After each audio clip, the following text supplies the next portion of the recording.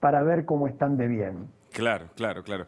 Javier Milei quiere decir algo porque estábamos hablando antes de entrar al aire sobre esta y otras declaraciones de las últimas horas por parte del gobierno. Javier, buenas noches, gracias por ¿Qué estar. tal? Buenas noches. Yo adhiero plenamente a lo que está diciendo Eduardo Amadeo respecto a la señora Vallejos. Lo que ha dicho es claramente una oda a la ignorancia. Es un desprecio por la teoría económica y la evidencia empírica furiosa. Primer punto. La pregunta ¿es una maldición exportar alimentos? Ahora, ¿y si no los tuviera, no los tendría que comprar al precio internacional? Vamos, Vallejos. 0-1 estás. Ahora vamos a la cuestión empírica. Países como Estados Unidos, como Canadá, como Australia, como Nueva Zelanda, tienen dotaciones muy parecidas a las nuestras y se convirtieron en países desarrollados. Justamente por como recién ahí hizo una línea muy sutil Amadeo, y es que el hecho de estas políticas que Argentina aplica desde la década del 30, que son la base por las cuales nos venimos hundiendo, justamente en base a ese modelo cepalino, toda esa, digamos, centro-periferia, toda esa porquería que empezamos a abrazar en ese momento y que de ser de los países más ricos del mundo, hoy estamos oscilando entre el 100 y el 120, o sea, estamos en la mitad de la tabla para abajo. Después del modelo agroexportador, le decimos de paso, No, bueno, pasando la historia, ¿no? claro, que fue el que nos convirtió en el país más rico del mundo en 1895. 80, claro. Después hay otra burrada que tiene que ver con el tema de lo que es la inflación, porque uno podría decir, claro, porque sube el precio de los alimentos, entonces hay inflación. Eso es falso.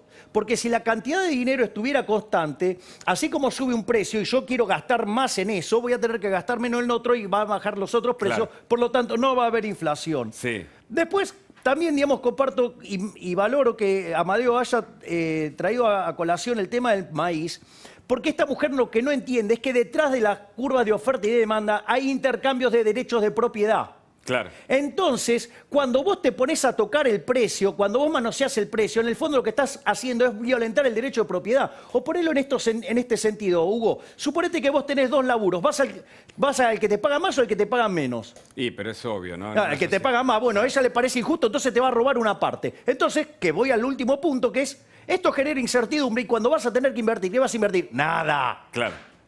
Javier, espérame porque tenemos mucho para hablar.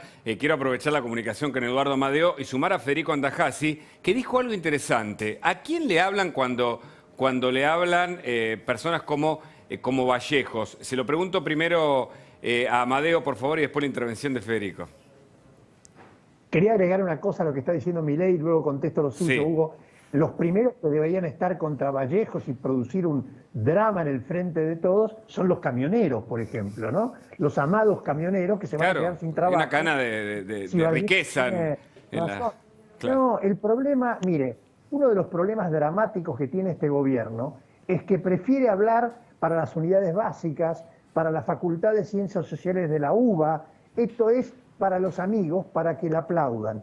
Y no se dan cuenta que tienen responsabilidades institucionales. Ellos deben responder al interés mayoritario de la gente, que es tener trabajo, tener estabilidad, vivir bien, en lugar de que intenten que la aplaudan en la facultad o en la unidad básica. Y eso es muy perverso. ¿Federico? Sí, hablan tanto para sí mismos y para su propia tribu, que en realidad terminan hablándose encima, porque esto que hemos visto hoy, ellos suponen, digamos, que los únicos espectadores son los propios, y esto trasciende la frontera, digo, de la propia tribu, y sucede esto, que hacen estos papelones constantes, permanentes, pero lo grave no es que le pase a Vallejo, lo grave es que esto le pasa al presidente. Claro. Todo el tiempo estas son las contradicciones del presidente. ¿Por qué? Porque le habla a los propios, y cuando se da cuenta, digo, que eso trascendió la frontera, y que lo que está diciendo no tiene ningún sustento, bueno, después tiene que desdecirse una y otra y otra vez. Ahora bien, la pregunta a Amadeo, a Javier, es ¿cuáles son las consecuencias de decir cualquier cosa? ¿No? Porque esto tampoco es gratuito, esto lo escucha, así como lo escuchamos nosotros, también lo escucha el mundo. Sí. ¿Amadeo? El tema es que todos los que producimos o los que tenemos un empleo, todos los que trabajamos, nos levantamos cada mañana con una enorme incertidumbre sobre el futuro. Por eso las encuestas lo demuestran, hablan de desesperanza, de miedo a perder el trabajo. Hoy día la sociedad argentina está dominada por el miedo. Sí. Y entonces Estas cosas como la de Vallejo y compañía, lo que hacen es achican el futuro, hacen que el señor que tiene una pequeña pyme o un restaurante o un kiosco diga, yo con estos locos no invierto nada. Claro. No voy a cambiarle al kiosco, no voy a cambiar el torno, no me voy a comprar un tractor. ¿Y sabe lo que quiere decir eso? Menos empleo, menos riqueza. Por eso yo decía que esto es perverso, Claro. porque con tal de que le aplaudan a Vallejo en la unidad básica, lo que hace es que la gente que nos está mirando ahora y que tiene tanto miedo al futuro, sienta que no va a tener futuro. Amadeo, con un poquito de suspicacia, lo advierto. ¿No puede ser que también en este aspecto, como cuando se habla de salud o de educación, haya algún llamado a desviar la atención sobre los grandes problemas que hoy tiene la Argentina? Probablemente, es muy complicado saberlo, porque también tiene que ver con la gran hermana, Cristina, que nos mira todo el tiempo. La gran hermana. Y por lo tanto, y bueno, yo lo viví en el Congreso. Yo cuando los oía hablar en el Congreso, miraba las cámaras que hay en el Congreso y sentía que la gran hermana los estaba mirando todo el tiempo. Ahora, de vuelta, no salen a la calle. La Argentina tiene que ocuparse hoy día de 3 problemas: educación, salud y empleo. Obviamente cuando digo empleo digo inversión, cuando digo educación digo clases, cuando digo salud digo vacunas. Estos son los temas que un buen político en los que un buen político tiene que usar su tiempo y su energía, y que es lo que angustian a la gente, en lugar, insisto, de quedar bien con el propio grupo, Claro. o de quedar bien con Cristina. Pero justamente le pregunto, porque sobre las vacunas hubo idas y vueltas. Uno no puede suponer que Carla Bisotti dice una cosa que era para los suyos y finalmente es una declaración pública sobre reducir las dosis a la mitad o en todo caso dar una aplicación de la Sputnik. Después es contradecida. Lo mismo en otros terrenos. En el terreno educativo, Nicolás Trota dice: vuelven las clases y resulta que en la práctica los gremios parece que no lo están aprobando. Es decir, hay como ensayos todo el tiempo de declaraciones que llaman la atención. Quiero hacer un comentario sobre el tema de las vacunas que me parece de una infinita perversidad. Yo estoy convencido, y lo podría afirmar, que el tema de las vacunas tiene detrás una raíz ideológica. Yo estoy seguro que las Vallejos, las Cristina Kirchner, las Máximo Kirchner, dicen: nosotros no vamos a comprar vacunas imperiales, no vamos a comprar vacunas hechas en Estados Unidos, en Inglaterra, vamos a comprar vacunas hechas en países de izquierda. Y así estamos con uno de los menores niveles de vacunación del mundo y además llegamos tarde, pero ellos están cómodos, no se han entregado a los Estados Unidos, y esto lo que va a producir es no solamente menos salud, más muertes, sino peor economía, porque a lo que estábamos conversando recién se suma que si la pandemia sigue va a haber menos producción y menos empleo. Yo lo firmo y me hago cargo de lo que estoy diciendo. Javier, ¿es así? ¿Coincidís con Amadeo que va a haber menos empleo, menos producción, Sí, que la economía va a decrecer este año? definitivamente, digamos, no, el tema hay que tener cuidado con el decrecimiento porque como vamos a comparar contra un año muy malo, el número puede dar bien, pero solamente por una cuestión de rebote gato muerto, o sea, porque estoy comparando contra algo muy malo. O sea, no es una, digamos, o sea, a ver, estuve a toda la Liga de los Monstruos, me queda solo Frankenstein, bueno. La Liga de los Monstruos. Claro. Ahora, pero comparto el razonamiento de Amadeo como perspectiva de largo plazo de este tipo de cosas, porque aparte fíjate, Hugo, que cada vez que tiran estos globos de ensayo, entonces si pasa, pasa, y si no, pero después vuelve. Esto ya lo han hecho varias veces y termina pasando. Tarde o temprano estas cosas terminan llegando.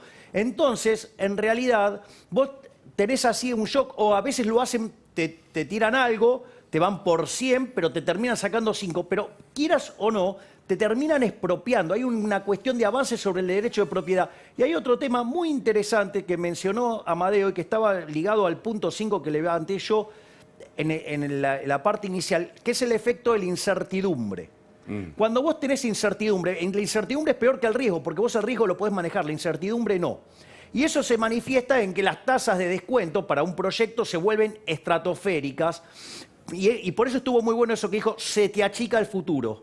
Es decir, no podés proyectar de largo plazo. Y si no vas a proyectar de largo plazo, no vas a tener una inversión robusta. Y cuando no tenés inversión robusta, no se incrementa el capital, no se incrementa la productividad, los salarios se destruyen y obviamente que después los alimentos te terminan siendo más caros. Pero no porque sean caros los alimentos, sino porque nosotros en realidad somos un país que venimos decreciendo permanentemente.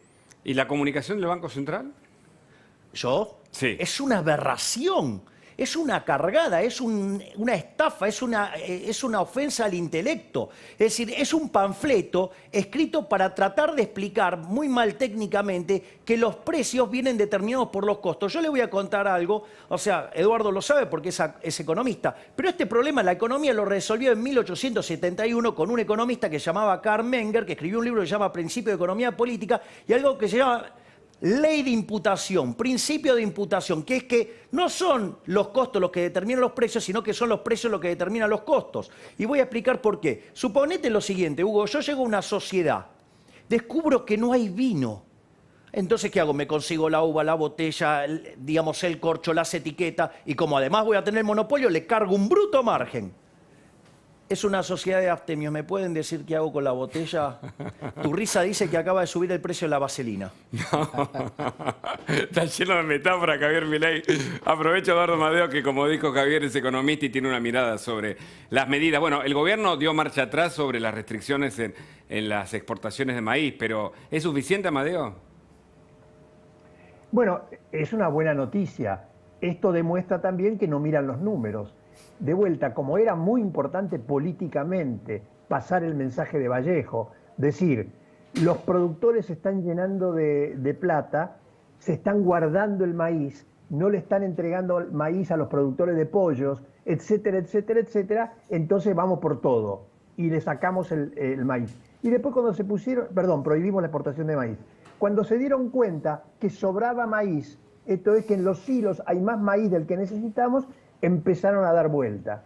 Y yo le digo, muchachos, Basterra, la verdad que Basterra es un tipo macanudo, hemos sido amigos en la Cámara a pesar de nuestras diferencias políticas e ideológicas, pero no se puede hacer política para la tribuna, no se pueden tomar estas decisiones delirantes que fueron aplaudidas por Grabois. Nada que sea aplaudido por Grabois es bueno. Entonces lo aplaudió Grabois, muy bien, etcétera. Y gracias a que Grabois lo aplaudió, después tuvieron que dar marcha atrás porque era un desastre. Entonces, de vuelta, le pedimos al gobierno que sean profesionales, que piensen en el futuro, que piensen en la inversión, porque su principal obligación es crear trabajo, y por este camino lo están destruyendo. Milei, y es un vamos viendo, muchos señalan, y te lo quiero preguntar a Amadeo, también Federico tiene otra pregunta, ¿es un vamos viendo la política económica de este gobierno, por lo que acaba de decir Amadeo respecto al retroceso de la política del campo del actual gobierno? Yo no creo que sea un vamos viendo, y esto no tiene por qué estar en conflicto con lo que está diciendo Amadeo. A ver. Porque para mí este gobierno tiene un plan. El plan es el plan del Foro de San Pablo. Y cuando uno mira las etapas del Foro de San Pablo, digamos, a ver, ¿quién es el que cumplió las 3 etapas? Venezuela, ¿no? Que de ser un país rico, digamos, en los últimos 6 años le cayó 70% del PBI, 4.000% de inflación, 96% de Ni que hablar de las cuestiones políticas, ¿no? Claro. De la dictadura. Bueno. Sí. 80% de indigentes y además un régimen criminal, asesino, que este gobierno actual lo banca.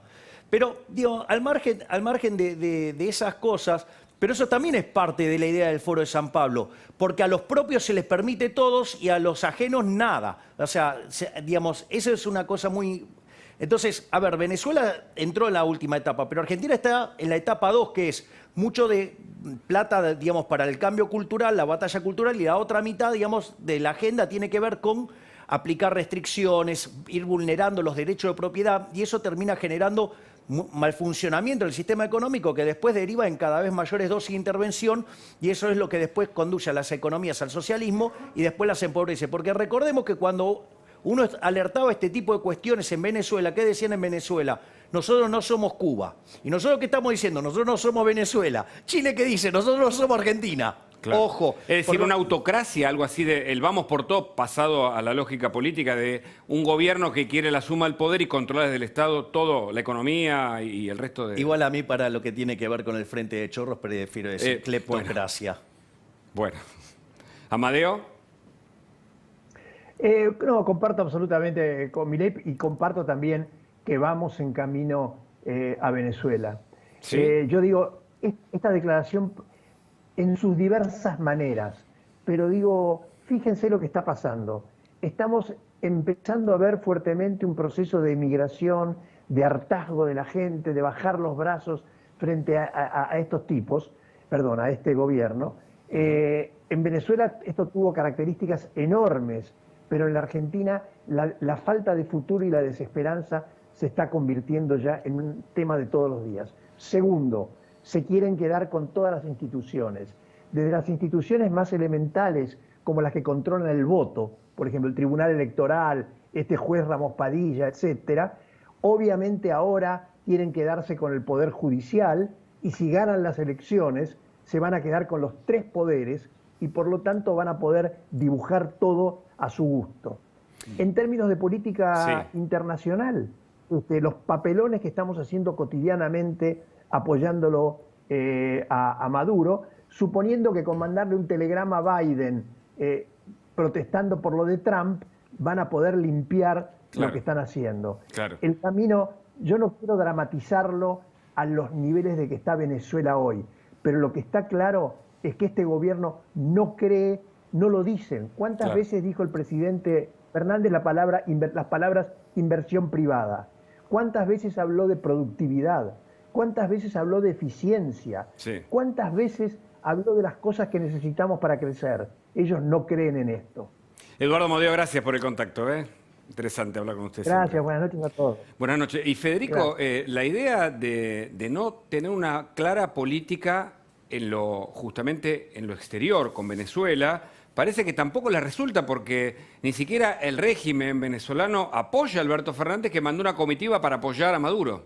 Es muy curioso, Hugo, lo que señalás, porque efectivamente todos los esfuerzos que hace el gobierno de Alberto Fernández para congraciarse con Venezuela, que de hecho salió la Argentina a apoyar esas falsas elecciones que hubo hace poco tiempo en Venezuela, no fueron suficientes y de hecho todos los voceros, los principales protagonistas de la dictadura venezolana, Diosdado Cabello, los que lo secundan, no hacen más que humillar una y otra vez al propio Alberto Fernández. Y es curioso, pues lo más interesante del asunto es cómo el propio Fernández hace de cuenta que estas declaraciones no existen, no dice una sola palabra al respecto. Pero además esto de ir por derecha y por izquierda, en todo caso, no termina de ser claros en lo político, ¿no? Y por supuesto Javier Milei, que además cree que si la economía va rumbo a Venezuela, obviamente es para mayor control estatal. ¿Es así, Javier? Sí, efectivamente, así es, Hugo. Y esto complementa con lo último que dijo Eduardo Amadeo, y es, ojo con, yo voy a citar dos gigantes del pensamiento económico. Uno es Ludwig von Mises, el otro es Friedrich von Hayek. Mises escribió un libro que se llamaba Intervencionismo, el método de la tercera vía, y lo que decía Mises es que no hay más que dos sistemas, está el socialismo y está el capitalismo. Y cualquier solución intermedia es inestable y tiende al socialismo. Por lo tanto, cuando vos abrazaste las ideas del socialismo, cada vez vas más para allá. Y eso también puede ser explicado también en un libro de Hayek, maravilloso, que se llama Camino de Servidumbre, que muestra que cuando vos intervenís en un mercado, porque cuando vos haces un intercambio, que estás haciendo intercambios de derecho de propiedad y son voluntarios, y eso conduce a la mejora de las dos partes, cuando vos te metés a intervenir en eso, ¿qué pasa? Genera daño a las dos partes. Y al darse esa situación, genera un resultado peor que el que tenías originalmente. Entonces, ¿qué pasa? Demanda más intervención. Y así sucesivamente, ¿qué pasa? Llega un momento que cuando el Estado adopta un tamaño tan grande, digamos, el sector privado es tan débil que el avance hacia el sistema totalitario socialista es inexorable. Ahora, ¿hay espacio en la Argentina, con la sociedad argentina, con una república, con instituciones todavía sólidas, para este tipo de mecanismos, este tipo de, lo que vos decías, el Acuerdo de San Pablo? ¿En qué consiste? ¿Lo puedes explicar breve? A ver, el foro de San Pablo básicamente se crea después de la caída del muro, cuando aplasta a los socialistas. Digo, recordemos esto, porque pareciera que en Argentina, digamos, lo que ganaron la disputa fueron los socialistas. No, perdieron, muchachos, digo, knock, knock. Sí, entiéndense que perdieron. Ahora, digamos, al margen de eso, ¿sí? como se quedaron sin financiamiento, ¿qué hicieron? Se juntaron todos, armaron el Foro de San Pablo. En aquel momento el único presidente era Fidel Castro, ¿sí? Y básicamente la idea era establecer la Unión Soviética Latinoamericana. Eso tenía tres partes la agenda. Una primera parte de la agenda era 80% vinculada a todo lo que era la batalla cultural y un 20% en ver mecanismos para conseguir financiamiento. ¿Por qué? Digamos, o sea, es más, la apuesta de Castro era que el primero que iba a llegar a la presidencia era justamente Lula, y se equivocó, fue Chávez. Y Chávez fue el que regó toda la zona con eso. Pero no solo eso, sino que además hay complicaciones adicionales, porque ¿qué es la parte 2? La parte 2, la fase 2 es 50% batalla cultural y 50% tiene que ver con intervención y avance sobre el derecho de propiedad. ¿Qué es la tercera etapa? Directamente el avance definitivo sobre la propiedad privada, y que es lo que termina generando el desmoronamiento total del sistema. Y eso es básicamente lo que está subyacente en la agenda de este gobierno. No lo van a aceptar. ¿Sí? Cualquiera que diga esto lo van a estigmatizar, lo van a perseguir, pero la realidad es eso a lo que apuntan, porque ¿saben qué? En el socialismo a los únicos que les va bien es a los políticos, a los jerarcas, a los oligarcas de la política. Es decir, en este caso se sienten que son ellos y no le importa. Eso sí, logran la igualdad. Sacando los jerarcas, todos pobres. Bueno, lindo país nos querés llevar. Por ahora, el resultado indica que la pobreza en la Argentina viene creciendo de manera sistemática, paulatina, pero sin retorno, Federico. Claro, bueno, y a propósito de esto que decís, Hugo, a mí me gustaría plantearme, ¿no? Y plantearle a Javier, ¿cómo haces con el dato cierto, puro y duro, de que la mitad de la población está en la pobreza? ¿Qué se hace, digo, desde tu punto de vista, con esa cantidad enorme de gente, con esos millones de personas que no tendrían ningún otro recurso que no sea la asistencia estatal? Eso, digamos, desde lo económico. Y después desde lo cultural. Vos tenés varias generaciones que han crecido en esta idea de que tienen que recibir absolutamente todo por parte del Estado. A ver, la única solución que encontró el mundo a esto se llama crecimiento económico. Suena muy lógico, además, ¿no? Suena como claro. Muy básico, ¿no? Okay. Crecimiento económico como posibilidad. Ahora, cuando uno mira la historia de la humanidad desde la era cristiana, cuando uno mira del 0 al 1800, ¿sí? ¿Qué es lo que ve? Que el producto per cápita solamente subió 40% y solo después del descubrimiento de América. Entonces, ¿cuándo empezó toda esta explosión de riqueza? Todo esto empezó con la revolución industrial, que tiene como algo previo una revolución institucional llamada capitalismo, que es el derecho de propiedad. Las revoluciones liberales, ¿se las conocen así? Exactamente, bien, Machiavelli. O sea, veo que anda tomando buenos apuntes. Bueno, algo estudiamos. No, ya lo sé. Hice un chiste. Entonces, ¿qué es lo que pasa? Lo que pasa es que me sentí mal. Amadeo dijo que estaba Martín de Taz, que es profesor, y yo tengo 30 años de docente universitario. Es muy importante. Pero al margen de la humorada, porque además Martín es uno de mis mejores amigos. Es que la realidad es tan, la realidad es tan dramática, los datos, lo que Federico siempre nos trae, incluso a nivel de la salud, de la cantidad de contagios día a día, que no hay manera de plantearla de otro modo que no sea de manera amable, incluso con una sonrisa, hasta con un poquito de sarcasmo, y por qué no. Exacto.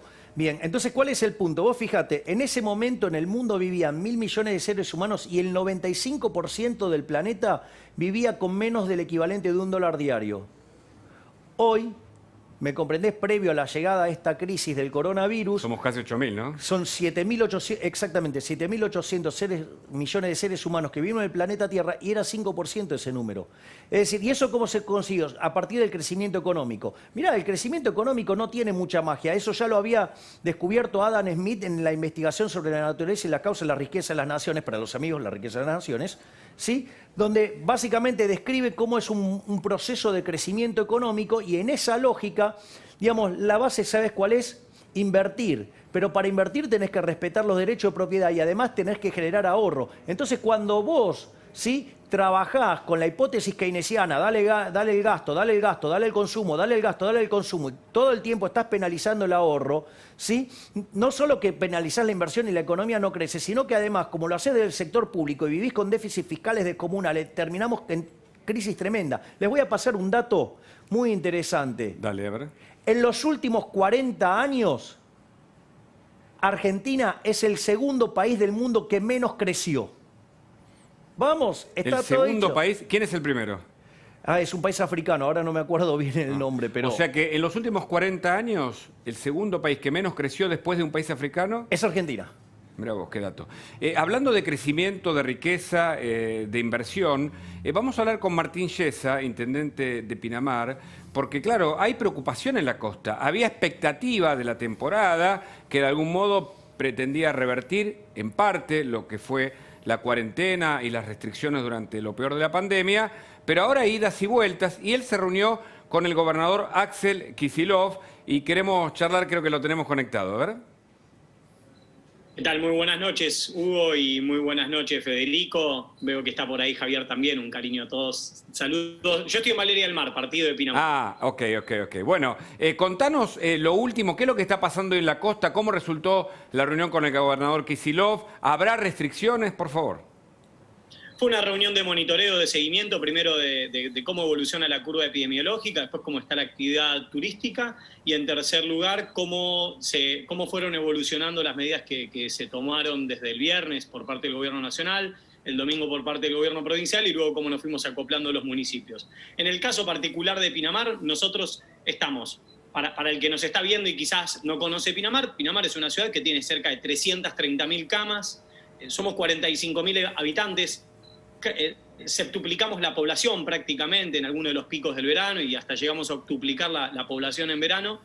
Y de esas 330.000 camas, cerca de 280.000 camas son de casas y de departamentos. Ese mercado, que es el inmobiliario, que es el más fuerte del partido de Pinamar, a nivel turístico y volumen de gente, está con una ocupación realmente muy alta, ya que es una temporada de propietarios. Y lo que estaba en alquiler se alquiló todo a unos precios que sorprenderían a más de uno y que siempre es muy incómodo para mí, por la situación que vive el país, hablar de los números digamos, que se mueven en Pinamar, y ahí Javier lo podrá explicar mucho mejor, parte de la culpa que tenemos a veces por la gente que le va bien, a veces siente la culpa de contar que le va bien, ¿no? Pero bueno, a nosotros... Pero nos quedamos con el eje cualitativo. cualitativo, el alquiler, o en todo caso, una vacación de propietarios. Hasta ahí estábamos.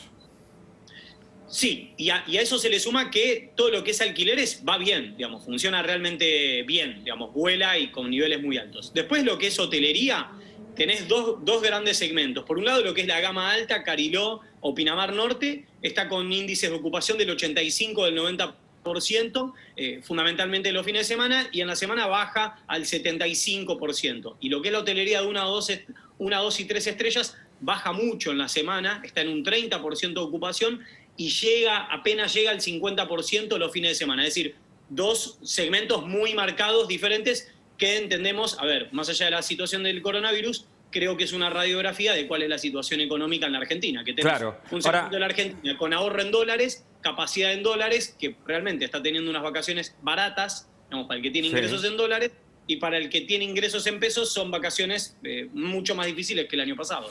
Martín, fuiste criticado por algunos sectores en algún momento cuando se estaban decidiendo sobre las restricciones. ¿Cómo está la situación con respecto a eso? ¿Cómo fue la conversación con el gobernador Kicillof?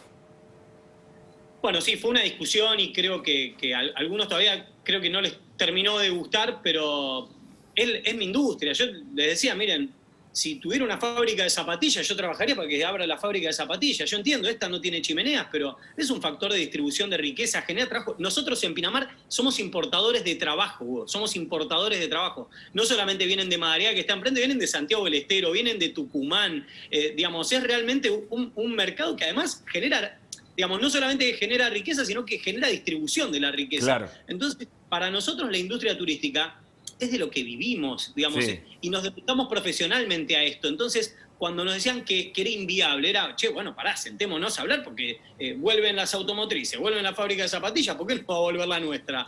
Y realmente desde que abrimos, la curva epidemiológica está estabilizada, digamos, tenemos la misma cantidad de casos hoy de la que teníamos con 45.000 habitantes antes de abrirnos al turismo. Claro. Somos cerca de 250.000 habitantes y tenemos 230 casos. Con esto no quiero decir que no pasa nada. Porque No, pero sí está claro el concepto, Martín, y quiero incorporar a Javier, porque Javier le encuentra una explicación, a ver si es así, a esto que vos planteás como duda. Es decir, que la restricción no solo no ayuda en materia sanitaria, sino que destruye la economía. Javier, no sé si, Bueno, digamos...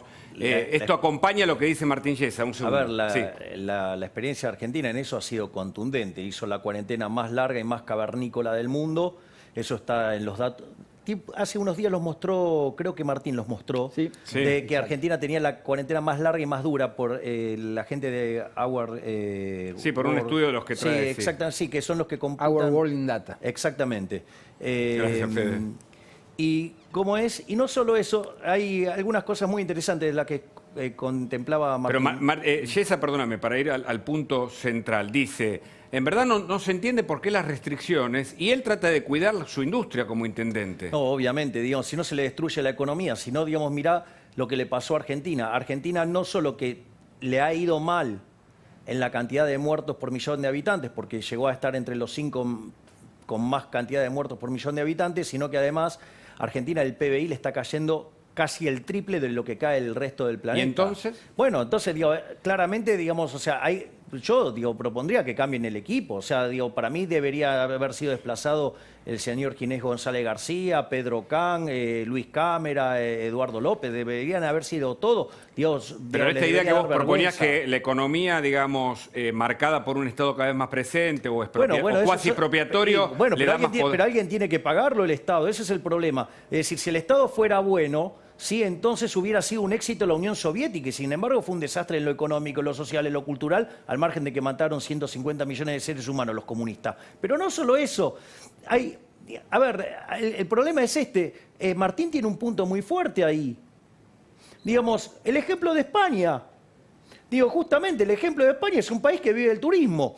O, si ustedes toman el caso suizo, digamos, se dedican a 5 cosas los suizos, ¿no? A relojes, cortaplumas, chocolates, bancos y turismo. Ok, no les va mal. Eso también le pasamos la factura a Vallejos también. Pero, entonces, el argumento debería ser eso. Pero ¿qué? Yo entiendo, pobre Martín, tener que discutir con el analfabeto económico Sí.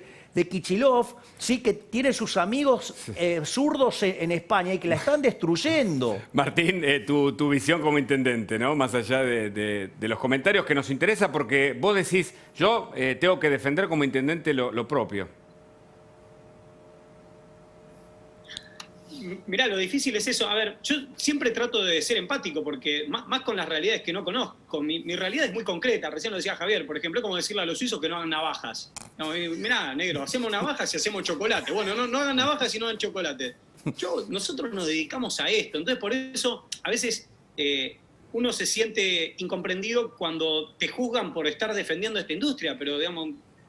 ¿Para qué votaron los pinamarenses? Yo soy una persona electa por los pinamarenses por segunda vez, además con buenos guarismos dentro de la municipalidad de Pinamar. Así que nosotros a lo que nos dedicamos, Hugo, es hoy a defender la temporada. La verdad, más allá de las imágenes que se llevan una parte de la mirada y que, honestamente, lo que percibimos es que se convirtieron en un catalizador. Más se filmaba a los jóvenes que se juntaban, más jóvenes se juntaban. Claro. Yo lo hablé con un par de ellos y me decían, mira, la verdad, Martín, no sé si es tan divertido, pero ahora que nos vienen a filmar es más divertido todavía. Antes Teníamos 21 kilómetros, 900 metros lineales de gente recontra tranquila. Es más, yo lo descubrí la primera temporada, Hugo, cometí el error de ansioso, ¿no? Mostré una foto de una playa que estaba llena de gente en mi primer verano. ¿Y sabes qué me decía la gente? Eso no es Pinamar. Eso no es Pinamar. O sea, si está lleno de gente, no es Pinamar, no es para nosotros.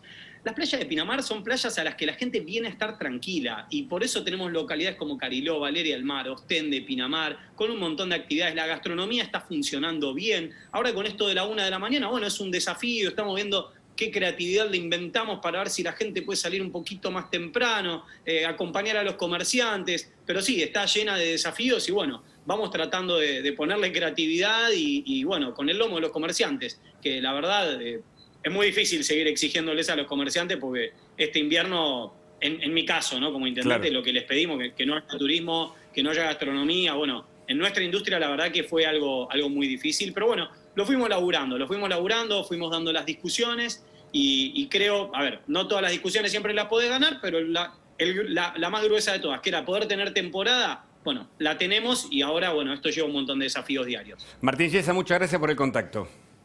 Un cariño a todos. Y Javier, si llega a presentar el libro, lo esperamos por Pinamar. Ah, bueno. Bueno.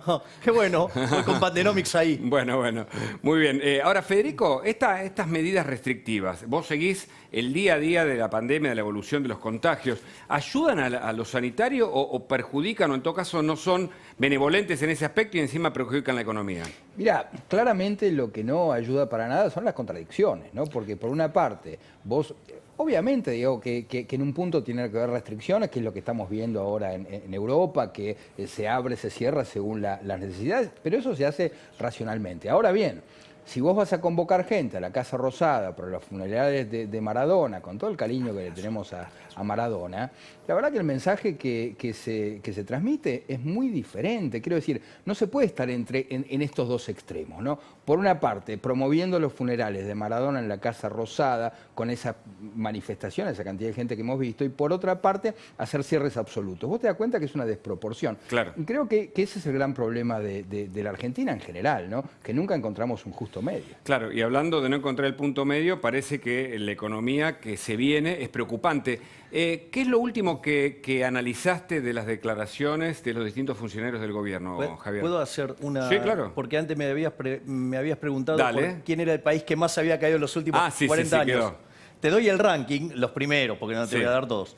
El que más cayó es Congo, después le sigue Argentina, después Irak, después Siria, después Zambia, después Zimbabue, después Bulgaria, después Venezuela y después Nigeria. Pero no es el 2020, son los últimos 40 años. Que eso una demuestra, catástrofe. claro, eso demuestra la pobreza estructural que está cercana al 48 y algunos hablan de la mitad de la población argentina con un 10% de indigencia. Pero te amplío la pregunta sobre las perspectivas para la economía de este año, Javier. Mira, las perspectivas no son buenas, o sea, de vuelta, todo el mundo se recupera en B corta, Argentina también. El problema es que Argentina va a un nivel más bajo porque en el medio quebró a miles de empresas, decenas de miles de empresas, destruyó 4 millones de puestos de trabajo. Por lo tanto, no vas a recuperar el nivel previo que tenías a la crisis. O sea, ese es el primer punto. O sea, podés llegar a tener un rebote, pero eso es una mentira. Porque, Hugo, si vos tenías ingresos por 100, por decir algo, mirá, caíste a 0, ahora vas a 50. Sí, ¿sabes qué? Mejoraste infinito, pero todavía estás 50 Pero la abajo de lo que tenías. promesa de Alberto no era que iba a llenar las heladeras. Digo, bueno, preguntando así con un poquito de sarcasmo. Bueno, digo, estará apelando a la sustitución de bienes, así como sustituye el asado por la polenta. Ah, claro. Evidentemente, incluso los ajustes a los jubilados es preocupante porque tampoco son coherentes con los anuncios en la campaña política. ¿Y de Guzmán qué hay que decir? No, yo tengo una pésima opinión de Guzmán, lo manifesté desde el primer día y con cada una de sus acciones lo justificó y lo validó. A ver, vamos al primer punto. Para reestructurar la deuda tardó casi 9 meses para pagarle lo que los acreedores querían. Para hacerlo de esa manera lo podría haber hecho en 15 días. Eso no es que lo digo yo, lo dijo el propio Prat Guy, que nos terminó sacando del default al inicio del gobierno de Macri. Por lo tanto, o sea, quiere decir que se podría haber hecho mejor. O sea, y lo dice alguien que lo hizo, no alguien que no lo hizo. Ese es el primer punto. Porque además nos sacó del default. Esto era solamente reestructurar, era bastante más fácil. Ese es el primer punto, tardó 9 meses. Segundo punto, me parece un inmoral. O sea, porque cuando él asumió, dijo, no va a haber ajuste. Y después mandó un paquete impositivo por el equivalente de 2 puntos del PBI. ¿Y cuál es el problema? El problema es que cuando le dijeron, pero usted dijo que no iba a haber ajuste, dijo, no lo va a haber, el gasto público no se toca. Es decir, que en el fondo, además, es socio de una corporación política chorra, parasitaria, inútil, expropiadora, ¿sí? Donde el avance del Estado, es decir, cuando vos te avanza el Estado, menos libertad tenés. Es decir, a ver, más Estado es más impuesto, quiere decir menos plata para vos. O sea, entonces en el fondo... Y eso es lo que te termina hundiendo. Argentina, de hecho, no crece desde el año 2011. Digamos, llegó a este nivel estratosférico de presión fiscal gestada por los Kirchner, que la subieron 15 puntos del PBI, y el gasto lo subieron muchísimo más, generaron un desastre. Y esta economía es absolutamente inviable. Entonces, este gobierno, que lo único que se la pasa jactándose es del Estado presente, vuelvo a lo mismo.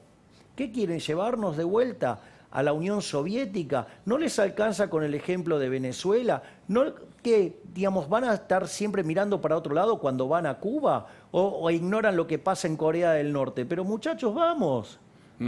Y ahora nos vamos a meter también, sin dejar la economía, porque está Javier Milei acá, con Carlos Regazzoni, que también está en el piso, y con Sandra Pita, si el problema de la vacuna, del plan de vacunación, de las idas y vueltas, de la incertidumbre que hay respecto a lo que pasa con la Sputnik, si llega la vacuna china, se inscriben en una cuestión económica, porque la Pfizer ya ha llegado a México, hoy el Papa se vacunó, Federico tiene los últimos datos.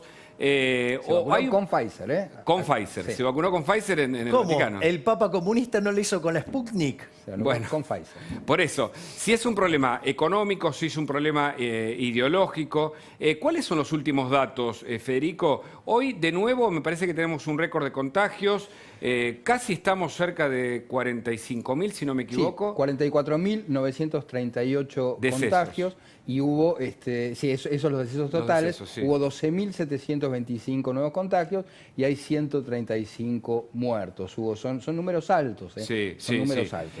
Javier, y vos que seguís los datos también estadísticos, ¿qué hay que decir sobre la gestión ahora del distanciamiento social preventivo y obligatorio? Yo, digamos, de vuelta, lo mismo que señalé al inicio del año pasado cuando ocurrió esta situación, hay una forma de encararlo. El método científico es un modelo muy conocido, después tiene mejoras. El modelo original es de mediados de la década del 50, que se llama SIR, que quiere decir susceptibles, infectados y removidos. Y ese modelo, o sea, después tuvo mejoras, pero es la base del método científico. Tiene dos grandes pivotes, por decirlo de alguna manera. Una parte es ir sobre la responsabilidad individual, que tiene que ver con la higiene, con lo que tiene que ver el distanciamiento social, el uso de barbijos, el armado de protocolos. Y por otra parte, lo que tiene que ver con la responsabilidad del Estado, si yo tengo estado de bienestar, lo aclaro, ¿sí? Porque digo, la solución en una economía anarcocapitalista es distinta. Entonces, digamos, ¿cuáles son las ideas? Y que tiene que haber testeos masivos, ¿para qué? Para detectar rápidamente a los infectados y removerlos rápidamente del sistema para que no infecten. Y además, dentro de los susceptibles había que excluir a aquellos grupos de riesgo. ¿Por qué? Porque si estaban más expuestos, podían llevar a una mayor saturación del sistema de salud y provocar un colapso que después, digamos, los médicos tengan que estar frente a la horrible decisión de ver quién se muere. Entonces, me parece que ese criterio se sigue utilizando. Aquellos que lo han utilizado en el mundo ha funcionado exitosamente. Siempre hay un outlier, digamos, porque hay algún caso, digo, que testea mucho y le va mal, y hay casos que testearon poco y le fue bien. Pero, digo, a ver, Japón, pero tiene una cultura de la conducta individual de cómo De enfrenta. distancia. Claro, exactamente. Sí, sí, no, aparte, sí. digamos, destornuda uno y ya están todos con el barbijo. Pero, o sea, pero además, es permitime, costumbre. porque la perspectiva, la historia nos va a ayudar a tener más claridad sobre cómo Argentina se comportó en salud pública, que es uno de los bastiones de las estructuras junto con la educación que nos ha caracterizado en América Latina, cómo se comportó frente a la pandemia. Los datos van a ser muy testigos de este análisis, y también la gestión de la cuarentena y también la cuestión de la vacunación. Y está con nosotros Carlos Regazzoni, y su primera mirada sobre la Sputnik, el plan de vacunación. Creo que hay 90.000 hoy formalmente vacunados en la Argentina, pero solo con la primera dosis. ¿Alcanza? Bueno, lamentablemente Argentina está vacunando, supongamos, 50.000, aplicando 50.000 dosis por semana. Tiene que aplicar en total 70 millones de dosis, lo que da 18 años de vacunación al ritmo actual. Entonces, por supuesto que esto tiene dos razones. Una es la falta de provisión de vacuna, y el otro es indudablemente una dificultad logística, que la han tenido la están teniendo muchos países y otros no. Nosotros tenemos que urgentemente cambiar la logística en primera instancia, porque ni siquiera al ritmo que vamos a poder agotar lo que ya se precompró, los 22 millones de Sputnik, o los 25 millones de Sputnik y los 22 millones de la de AstraZeneca. Ahora, entre paréntesis, ¿usted sabe cuánto se pagó por cada dosis? No, hay precios internacionales de referencia que son $20 las 2 dosis. De todas maneras, cualquier dinero que se pague hoy va a ser barato para la vacuna porque el daño que hay por no vacunar es enorme. Claro, pero usted habla de la logística, está muy bien, y la pregunta de Federico, con quien hablamos de los negocios que hay detrás seguramente de este tema, es si la logística para la aplicación es necesaria, pero primero es necesaria la vacuna, entiendo. Y todavía ahora entendemos que mañana sale un avión, otro avión a buscar la segunda parte de la primera dosis. La información que del gobierno, hay cambios, es un poco errática, con lo cual yo no voy a usar eso. Claro. Voy a usar la información que da el observatorio que creó la Universidad de Duke específicamente para controlar los contratos de vacunas en todo el mundo. ¿Y entonces? Argentina tiene dos contratos de precompra. Uno con AstraZeneca, 22 millones de dosis, y otro con Sputnik, 25 millones de dosis. Eso alcanza para vacunar, hay que descartar un 15% de pérdidas que se dan habitualmente por logística, por problemas de frío y demás. Eso alcanza para vacunar durante el 2021 a la mitad de la población que hay que vacunar. Es decir, Argentina, con vacuna, en el 2021, en el hipotético caso que pueda aplicar 47 millones de dosis, solamente va a haber solucionado la mitad del problema de la circulación viral. ¿Y eso es inmunidad para la población argentina? Claro, acá estaríamos hablando de 2 dosis. Eso no es inmunidad de rebaño. O sea, ya sabemos que en el 2021 inmunidad colectiva para el país no va a haber. Ya eso está Con lo descartado. cual, el país, a menos que se consigan 45 millones de dosis Eso más. implica que vamos a tener que convivir una vez más con la pandemia y en todo caso cuidar lo económico, me imagino, Javier, porque digo, si tenemos que convivir con esto, las medidas restrictivas evidentemente no tienen el acuerdo político y la gente ya no da más.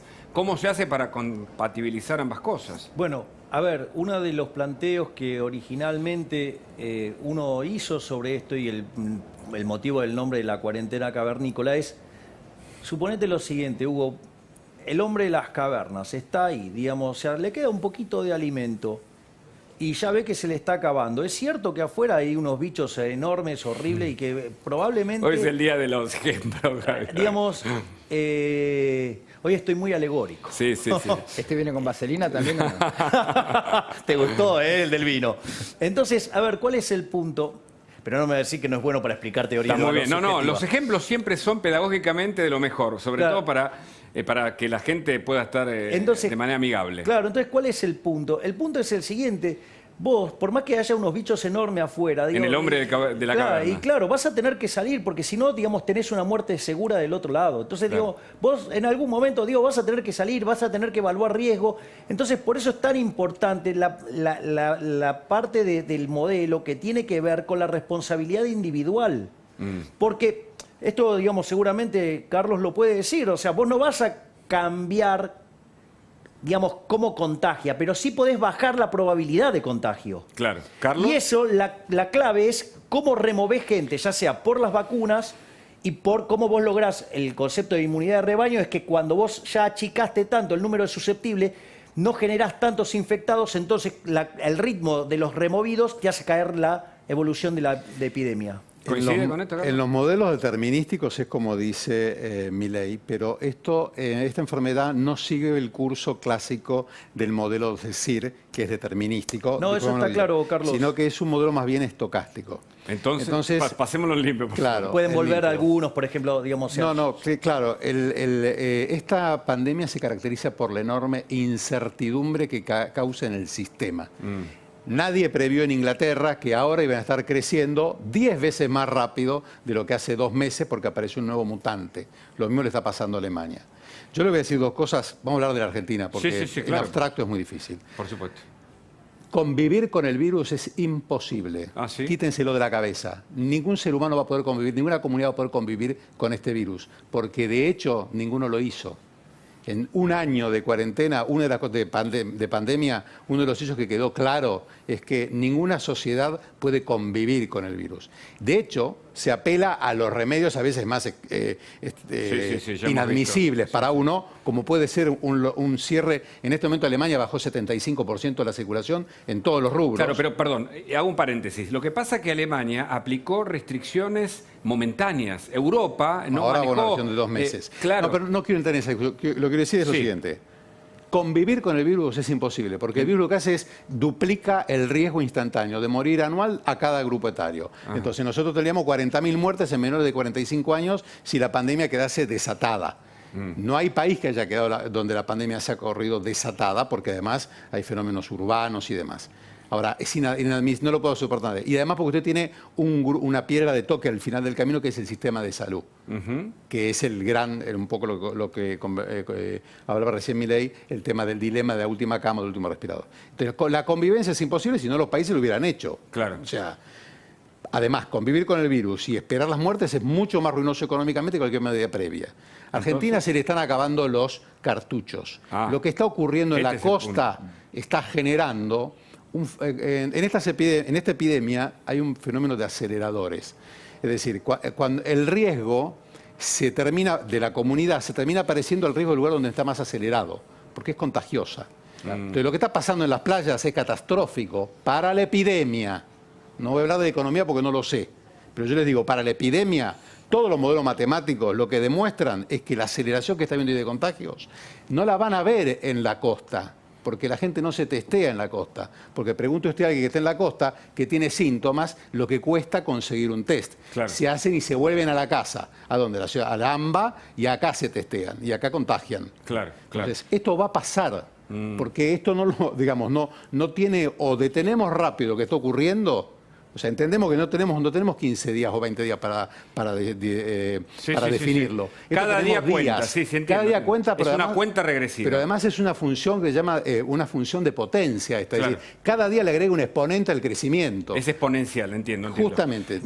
Tenemos a Sandra Pita, investigadora del CONICET, mucho para hablar. Estamos con Federico Andajasi, con todo el equipo de Mirá, Carlos Regazzoni, Javier Milei. Se cruzan los temas en lo económico, en lo sanitario, y Sandra Pita, que tiene una mirada crítica, la saludamos, le decimos buenas noches, y vemos algunos tuits, Sandra, que comunicaste a través de justamente esa red social para dar tu opinión sobre la vacuna, en este caso la vacuna rusa. Prospecto de la vacuna viene en ruso.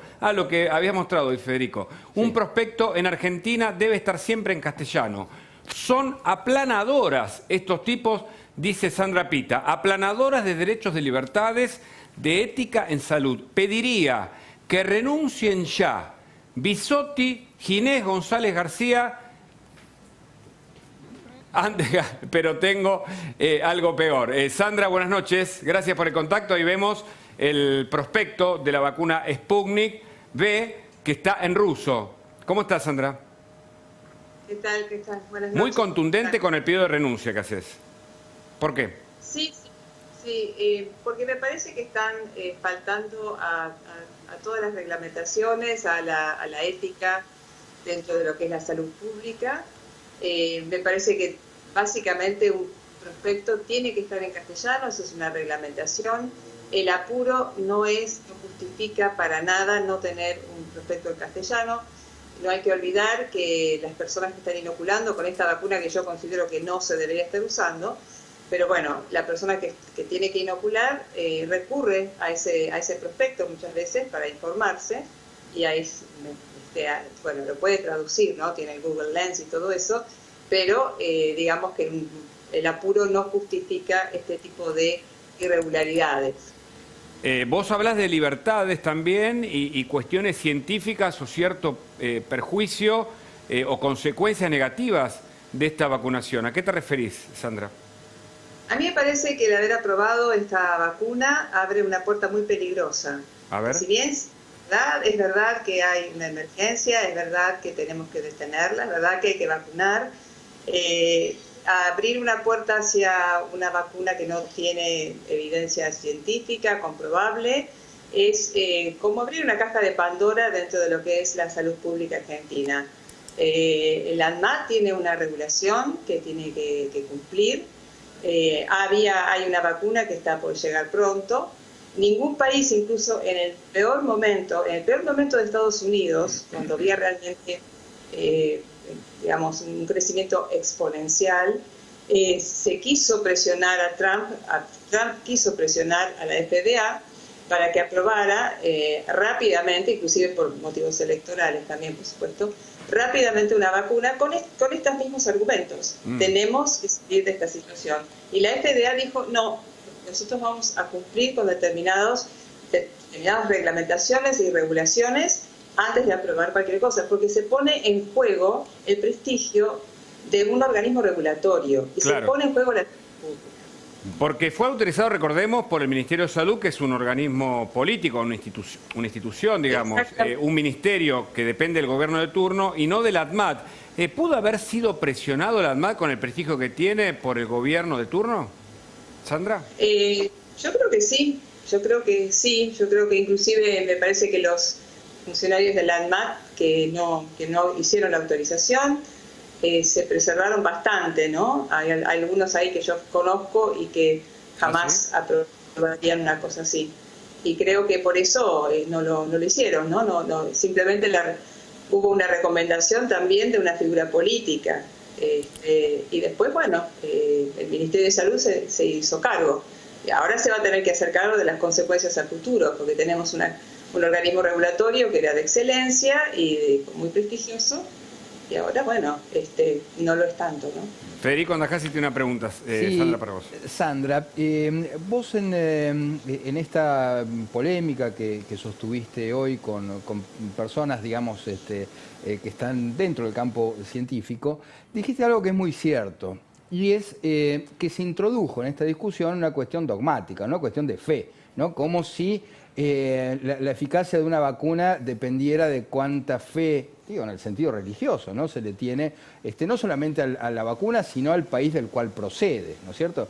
Más allá de que la vacuna puede ser buena, ahora de hecho van a empezar a estudiar en Europa la posibilidad de implementar la vacuna rusa. ¿Cómo es esto que decía Sandra en relación a hacer cuestiones de fe en asuntos completamente científicos? Bueno, será que me estoy ubicando, Sí. parece que siempre me estoy descentrando. No, porque pasaste de la izquierda a la derecha. Un poquito menos, Claro. un poquito menos.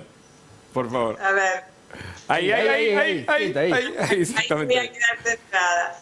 Ahí te Mira, vemos. por un lado, la Unión Europea no está considerando la vacuna rusa. Eso es una fake news. Bueno, porque uno la busca en el buscador de la EMA y bueno, también hay gente conocida que cuenta algunas cosas que están llegando. No está siendo considerada, eso es una aspiración que tiene Putin. Y con respecto a la fe, y bueno, sí, a mí me llama mucho la atención que los científicos apelen a la fe cuando la producción de una vacuna o de cualquier medicamento tiene que ver con la confianza y tiene que ver con la evidencia científica. Claro. Esto de apelar a la fe, para mí es tan rudimentario como apelar a que es una urgencia, aprobemos cualquier cosa porque tenemos que salir de esto. Y si no funciona como esperamos que funcione, por ahí es maravilloso, pero quizás no es efectivo. Y vos hablabas, Sandra, recién de las consecuencias posibles y negativas, entiendo por lo que decías, sobre la vacuna, sobre el ADMAT, sobre la futura salud argentina. Yo creo que sobre la vacuna puede no tener efectos adversos, es decir, y no solamente, todo el mundo se orienta cuando uno habla de la vacuna, todo el mundo piensa en los efectos adversos. Y uno tiene que ir un poquito más allá, pensar, por ejemplo, en la eficacia que tiene, en cómo va a proteger, otras características. Yo pienso que el gran daño que se le va a hacer es a la ANMAT, es a la salud pública, a los organismos regulatorios. Creo que de eso no se vuelve. Inclusive de militar una vacuna de este tipo, siendo un científico y estando en el área de la inmunología o de la farmacia o de la medicina, yo creo que no se vuelve. Volvimos a una palabra que, bueno, era de las últimas semanas, el tema de la militancia, ¿no? Militar la vacuna, militar los aviones, militar desde el punto de vista discursivo y tal vez, no sé si hay una victoria anticipada. Suma al doctor Regazzoni para la mirada a propósito justamente de la Sputnik. No, digamos, las críticas sobre el Sputnik las hice en su momento y son las que hay. Uno lo que no tiene es información. Ahora bien, cuando uno tiene que tomar una decisión prudencial, tampoco la heparina intravenosa cristalina para el tratamiento del tromboembolismo de pulmón se empezó a usar sin trabajo de investigación prospectivo, doble ciego, randomizado, o el oxígeno medicinal. Nadie nunca comparó el uso de la mascarilla contra el no uso de la mascarilla. La medicina está repleta de ejemplos en los cuales la experiencia, la empiria, ha dado información que a juicio prudencial del médico ha tenido que sobrepasar la oncología, por ejemplo, ni hablar. La mitad de los medicamentos oncológicos viejos nunca habían sido probados con un estudio prospectivo doble ciego. Lo que no quita que coincido en que el procedimiento fue patético. Fue patético. Pero, y hay que recalcarlo 200 millones de veces, Argentina no tiene otra vacuna. Y no es que no tiene otra vacuna porque no la puede comprar, por una cuestión ideológica, porque está peleado con los americanos. Eso no existe. No tiene otra vacuna porque Pfizer vendió la totalidad de su producción 3 veces hace 6 meses atrás. Y ya se sabe de hace 4 meses atrás, y si no lo pueden consultar en este observatorio de la Universidad de Duke, que no hay vacuna disponible para el 95% para el 90% de la gente del planeta Tierra. Está claro. O sea, hay una crisis en este momento con la producción de vacuna. Entonces, todos los países, inclusive los europeos, van a aplicar a las vacunas que haya utilizando un criterio un poco más laxo. La FDA, para aprobar la vacuna de Oxford y la de Moderna, pero no es que relajó sus controles, los recontra relajó. La vacuna de Moderna de Pfizer aumentan 10 veces la incidencia de shock anafiláctico. Hay que dar la segunda terapia intensiva al lado. O sea, no es que estamos hablando de algo, estamos hablando de una situación límite. En una situación límite uno tiene que tomar decisiones utilizando siempre los criterios estrictos que la doctora expresa y que son el lugar común de la ciencia. Sí. Pero entendiendo la situación en la que nos encontramos. Llegará el momento, que en lo personal yo creo que no es ahora, porque lo peor que podemos estar haciendo ahora es dándole el parche a la grieta, porque Argentina va a terminar destruida con esto. O sea, entendamos que estamos ante un cambio de era. Lo que está pasando con la pandemia no es chiste. O sea, es un tema realmente serio. Muy Sandra, serio. tu última apreciación, Entonces, por favor. o cambiamos la forma en que vamos a analizar esto, y cuando llegue el momento de rendir cuentas, que va a llegar, porque en algún momento vamos a mirar para atrás, como se hizo a final de este año, decir, mamá, momento, Argentina tuvo la cuarentena más larga del mundo, estuvo entre los 10 países con muertes por millón más alto, más elevado del mundo, y es el país que más días de clase perdió en el planeta. Entonces nadie me puede decir que esto fue hecho correctamente. Además de que después veremos las causas de ello. Además está entre los peores de América Latina. Pero con por lo cual eso ni estamos siquiera el contexto social pero uno admite eso, lo que no tiene que ver ahora con que la gente debe vacunarse con la Sputnik, para y Paruski, porque no hay otra. Y cada día de vacunación que se está perdiendo, y lo dije al principio, es letal para la Argentina. Muere gente, no hay tiempo. O sea, yo entiendo que hay que salvar el ANMAT, como que no lo voy a creer, pero no hay tiempo, no hay más tiempo. O sea, se superó, a ver si lo puedo decir de otra manera. La curva, lo que está pasando, lo que uno ve es el iceberg. Okay. Yo esos los 13.000 casos que vi hoy, es el iceberg, ¿entiende? Los 250 casos de Pinamar, es el iceberg. Permitime. Abajo está lo que se llama densidad de casos, Sí, lo que es brutal lo que está pasando en nuestro país. Qué brutal. Permitime que cierre Sandra, por favor, y seguimos acá con regazones. Sí, Sandra, te escuchamos, con atención. Bueno, me parece que hay que un poquito bajar los decibeles, ¿no? Me parece que sí estamos ante una situación muy crítica. Creo que los ejemplos que dio el doctor tienen más que ver con usos compasivos y con drug repurposing, que es otra cosa. El tromboembolismo de pulmón, ninguno es compasivo. Pero hablemos de alguno, por favor. Y nada, hay un consenso en la comunidad científica, en la comunidad médica, que un tratamiento sin un ensayo clínico no se puede aplicar. Porque si fuese así, entonces podemos utilizar cualquier cosa y no necesitaríamos organismos de regulación. A mí me parece que sí es importante tener una vacuna. Seguramente los laboratorios van a empezar a aumentar su producción y tenemos en vista también la AstraZeneca, que esa se va a producir acá. Hay una propuesta para producirla acá. Esa va a ser autorizada, ya fue autorizada en Inglaterra. No es cierto que las autorizaciones de la Oxford y de la Moderna sean equivalentes al desastre que se hizo acá con la Sputnik. Y creo que la de AstraZeneca sí se va a volver a producir interesante. Así que, como decía Napoleón, ¿no? Vísteme lento que estoy apurado. Esa es mi conclusión. Gracias, Sandra, por el contacto. Seguimos aquí en Mirá. Se ha puesto, bueno, se ha armado un debate, hay preocupación, por supuesto, por lo que está pasando. Lo que está pasando tiene que ver con la salud de todos nosotros y seguimos, tenemos un rato más de Mirá. Mientras tanto te cuento que los Haroldos son vinos finos con Ángel, los Haroldos Estate, mucho más de lo que esperás.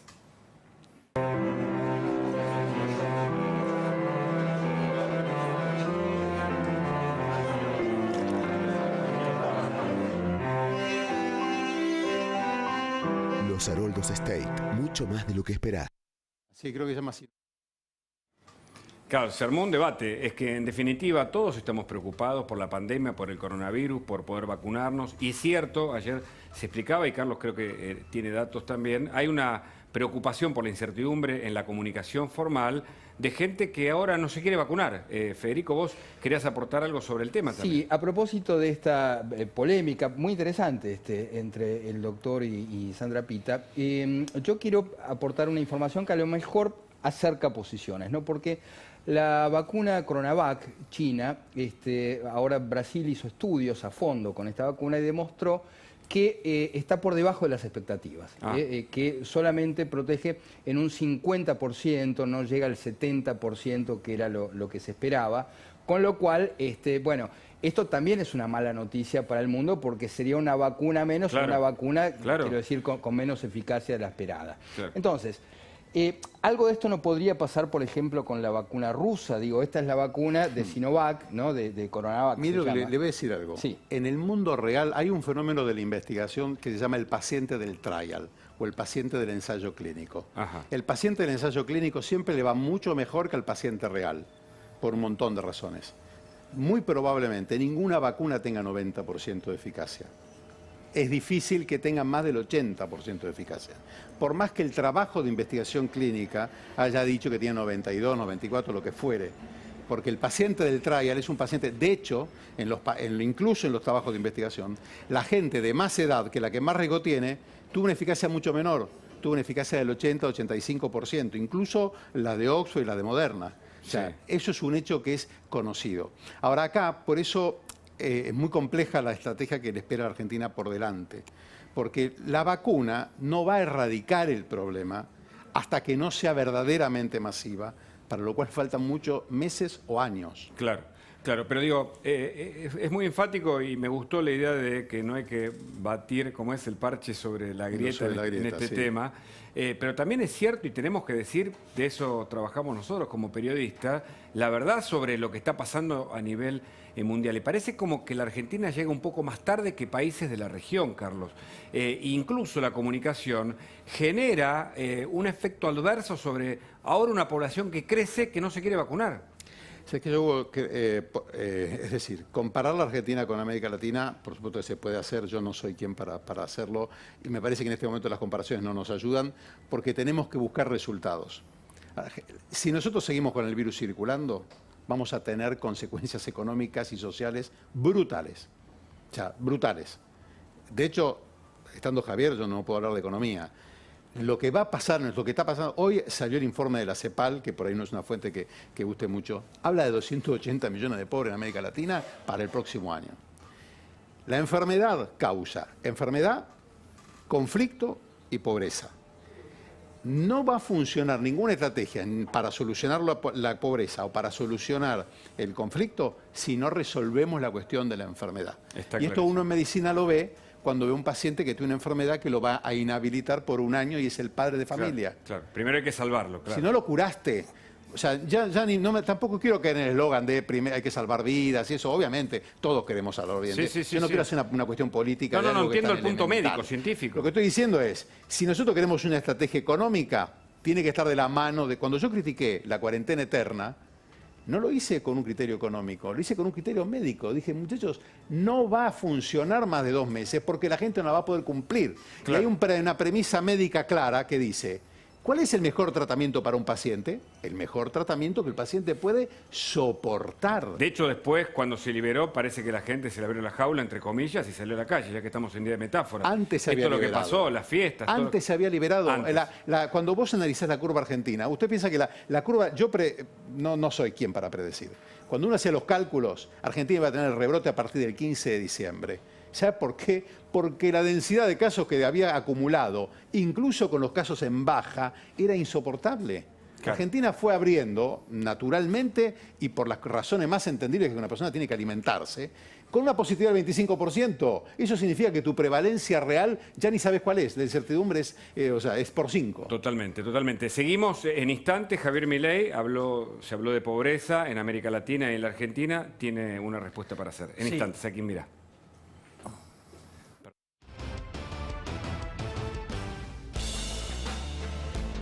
Ahora con Adrián Mercado es posible participar de un espacio virtual en el que compradores y vendedores optimizan distancias y tiempos. Escanea el código QR e ingresá a las mejores opciones para renovar y comprar activos. Conectate a un nuevo mundo. Conectate con Adrián Mercado, subastas online. Porque sabemos todo lo que te bancaste y queremos reconocértelo.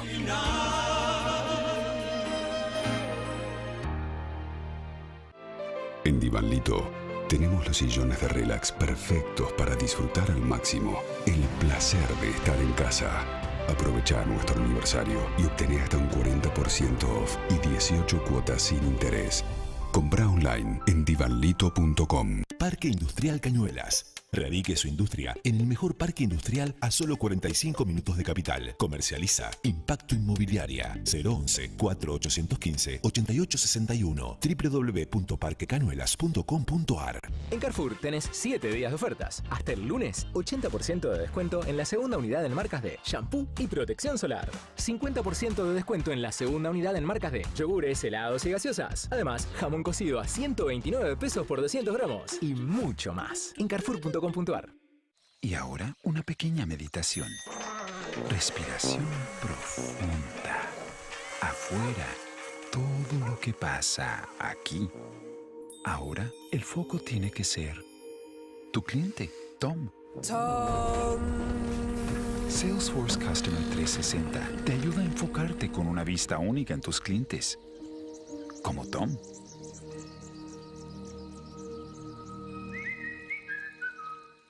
Veranito, descuento Santander. Santander, descuento veranito. Super miércoles, descuento Santander. Santander, descuento super miércoles. Este verano, los descuentos Super Miércoles Santander no te los vas a poder sacar de la cabeza ni de la tarjeta. Hacete débiter y disfrutalos. Santander, queremos ayudarte.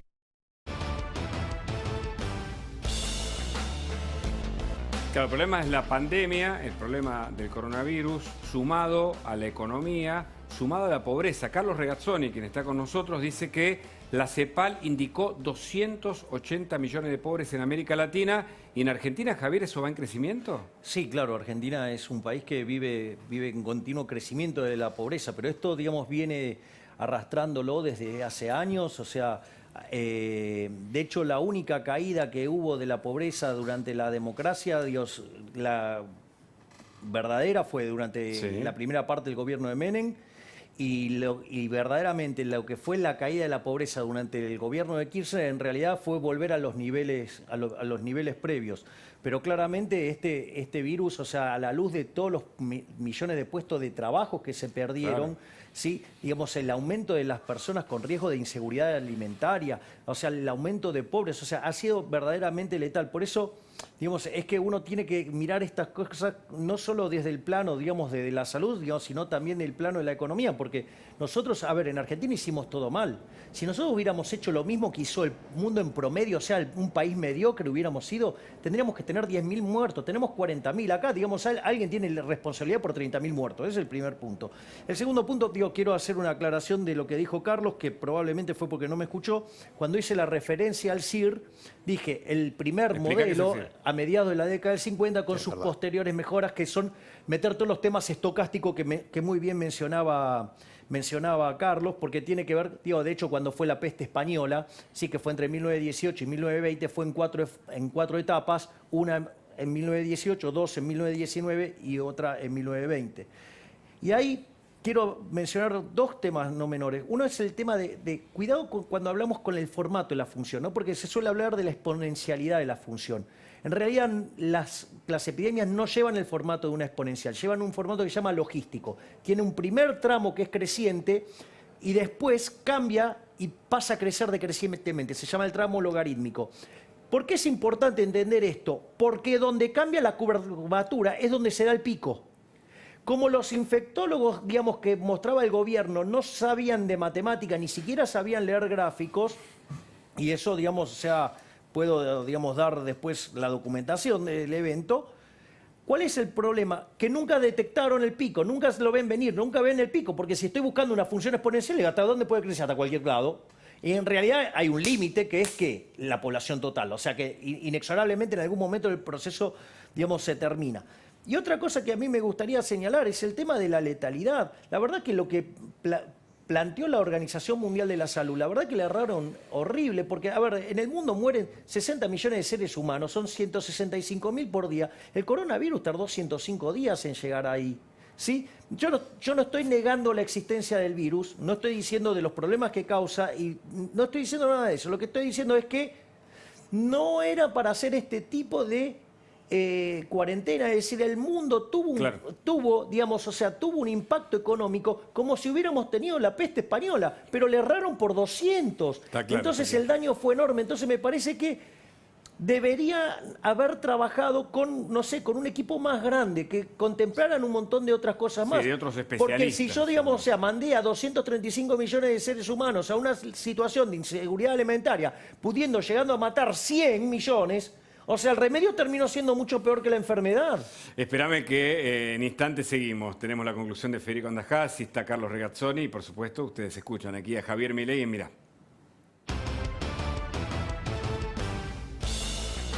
El domingo en Coto, 70% de descuento en la segunda unidad, llevando 2 productos iguales en marcas seleccionadas de galletitas, Sibarita, El Viv, jabón líquido Skip, Baby Sec, cuidado oral, suavizantes para la ropa y en papel higiénico. 3x2 en Eco de los Andes y en jugos en polvo seleccionados. Y 40% de descuento exclusivo de nuestra comunidad en vinos finos, espumantes y champañas. Coto, yo te conozco. Veranito, descuento Santander. Santander, descuento veranito. Tanque lleno, descuento Santander. Santander, descuento tanque lleno. Ir al súper, descuento Santander. Santander, descuento ir al súper. Pozolar, descuento Santander. Santander, descuento Pozolar. Porción de rabas, descuento Santander. Santander, descuento porción de rabas. Este verano, los descuentos Santander no te los vas a poder sacar de la cabeza. Santander, queremos ayudarte.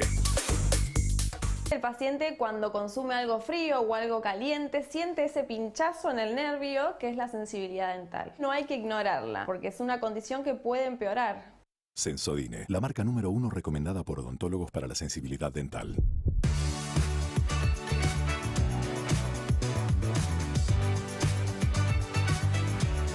Llegó Modo, la billetera de los bancos, con la que vas a poder aprovechar todos los beneficios que tus bancos ofrecen. Promociones, descuentos, puntos y cuotas. Con Modo, envía, pedí y pagá. Modo, conecta tu dinero. Y ahora una pequeña meditación. Respiración profunda. Afuera, todo lo que pasa aquí. Ahora, el foco tiene que ser tu cliente, Tom. Salesforce Customer 360 te ayuda a enfocarte con una vista única en tus clientes, como Tom.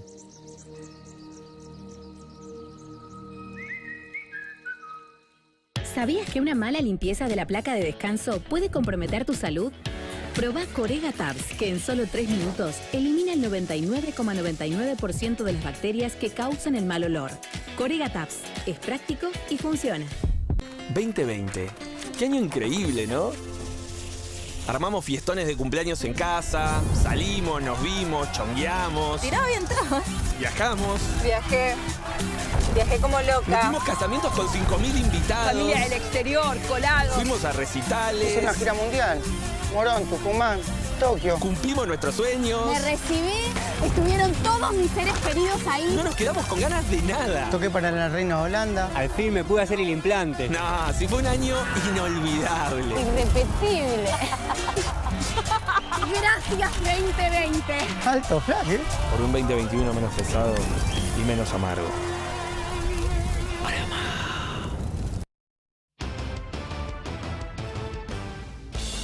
Seguimos en Mirá.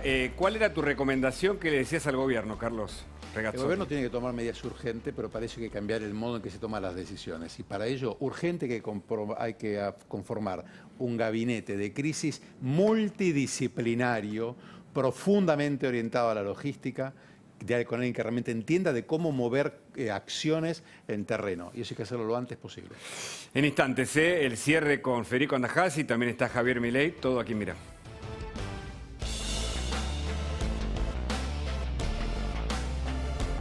Que sabemos todo lo que te bancaste y queremos reconocértelo.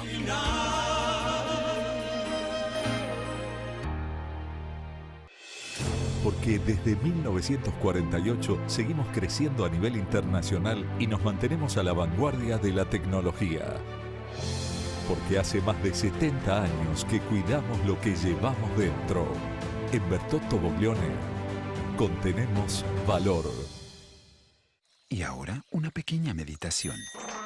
Respiración profunda. Afuera, todo lo que pasa aquí. Ahora el foco tiene que ser tu cliente, Tom. Salesforce Customer 360 te ayuda a enfocarte con una vista única en tus clientes. Como Tom.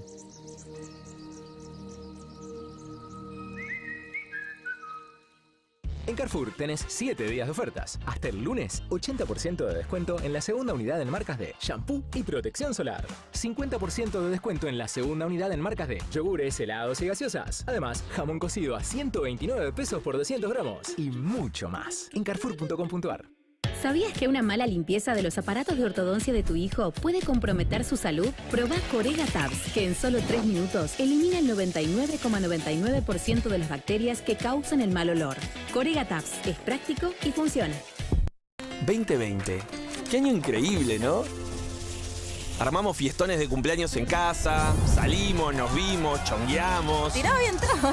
Viajamos. Viajé como loca. Metimos casamientos con 5.000 invitados. Familia del exterior, colado. Fuimos a recitales. Hice una gira mundial. Morón, Tucumán, Tokio. Cumplimos nuestros sueños. Me recibí, estuvieron todos mis seres queridos ahí. No nos quedamos con ganas de nada. Toqué para la reina Holanda. Al fin me pude hacer el implante. No, sí fue un año inolvidable. Irrepetible. Gracias 2020. Alto flash, ¿eh? Por un 2021 menos pesado y menos amargo.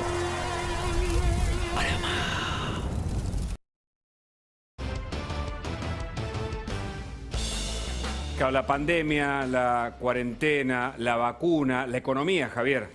A ver, Argentina sí terminó teniendo más muertos que el promedio. A ver, si hubiera hecho lo que hizo el mundo, deberíamos haber tenido 10.000, tuvimos 40.000. El mundo cayó 3,5, nosotros caímos 12%.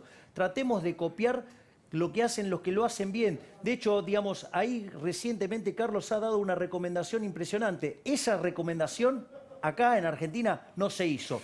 Esperemos que no se vuelvan a equivocar de la misma manera, porque si no van a terminar generando un desastre. Y la preocupación, por supuesto, porque tiene que haber decisiones del gobierno y toda la información que tenés aquí en La Nación Más, quédate, por supuesto, ya llega Carola Gil con lo que el día se llevó. Nosotros con Mirá nos encontramos mañana a las 21. Chau.